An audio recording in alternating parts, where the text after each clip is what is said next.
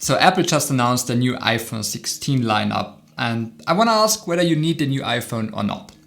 And let's try our best here to be very rational despite Apple's extremely cool and appealing presentation. Let's start with the standard iPhone 16 and its design.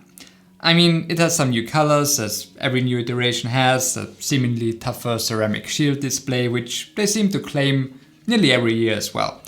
An action button like last year's Pro model, and an overall different design with the cameras being in a vertical layout, which I personally like a lot. In fact, I like this 2-camera vertical design better than the Pro model's square 3-camera layout. But of course, at the end of the day, none of those design changes will enhance your everyday iPhone use. What probably will improve your everyday experience is the new capture button that essentially gives your camera system a more tactile feel, like where you can physically switch between the different focal lengths and various camera settings, making your iPhone feel more like a real camera, quote unquote. So if you photograph a lot, and maybe that is one of your most important use cases, I do think that this will make your life a lot easier. Next to that, the iPhone 16 also adds macro photography to its feature set, if that's something you like.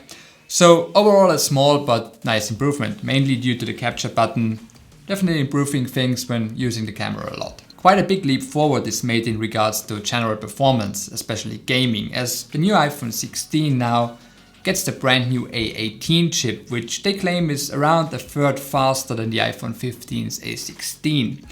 In gaming, the advantage should be even more, close to 40%. For everyone else not that much into gaming, this is not needed at all, because all of the recent iPhones are super fast and chip-wise probably faster than your office PC at work anyways. So if you're a gamer, yay, otherwise, nah, not really interesting. The theme of the iPhone 16 matching the iPhone 15 Pro continues with Apple Intelligence, as it is now also available on the standard model.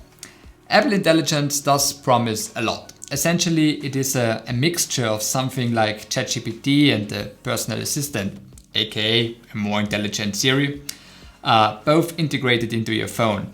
And all of that with obviously way better privacy than external software, for example. I don't know how good it actually will be, but it definitely has the potential to be a great help in everyday use.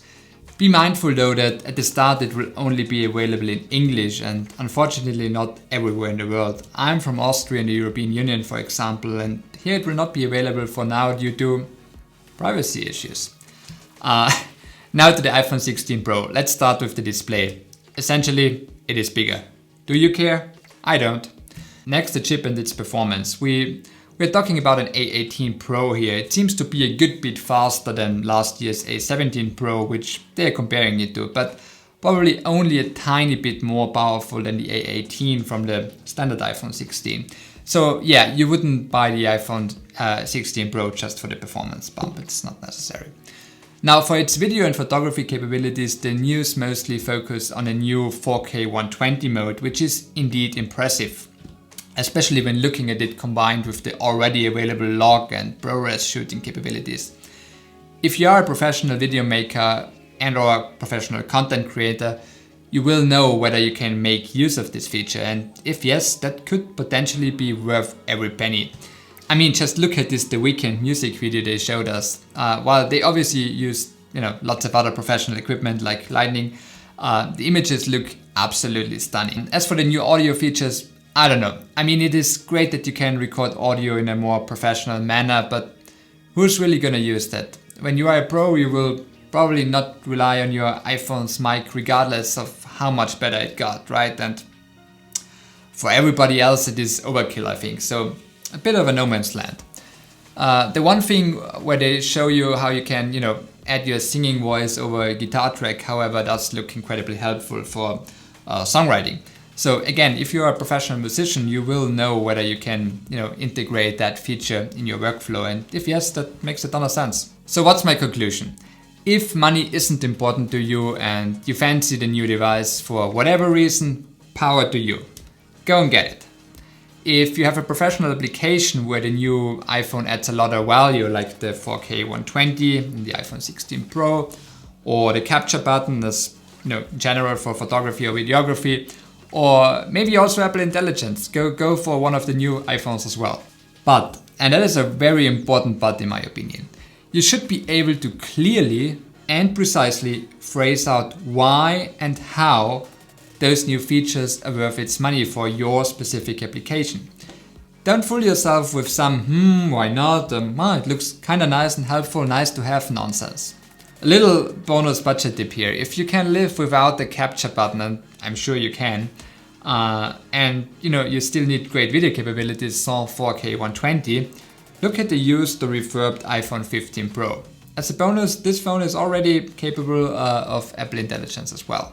So if money is somewhat of a factor to you and you don't have a specific professional use case like we talked just now, I would do the following. If you have, an iPhone 15, 14 or even 13 that works fine, just keep it. If you're coming from an earlier iPhone or you perhaps have a physically damaged or malfunctioning phone, I understand that you want to upgrade. The iPhone 16 seems to make a lot of sense here, especially because it works with Apple Intelligence, which for sure will get way better for years to come. So with the 16, you have covered that and you have a foundation. And I would recommend going that route when you usually hang on to your phone for several years. If you're more like me and buy a used phone and keep it for like 1 or 2 years before selling it and getting another used one, spoiler alert, that is actually the cheapest way to own a modern iPhone. I made a whole video about this, link is up here. Well, then I would strongly recommend looking more at the used iPhone 15 or even a 14, as it gives you way better value for your money. Especially now when many people are selling these phones in order to upgrade to the new 16. So that's it for today's video. I hope you found it somewhat helpful. If so, I'd be happy if you gave it a like or considered subscribing. Well, that's it. Have a nice day. Bye-bye.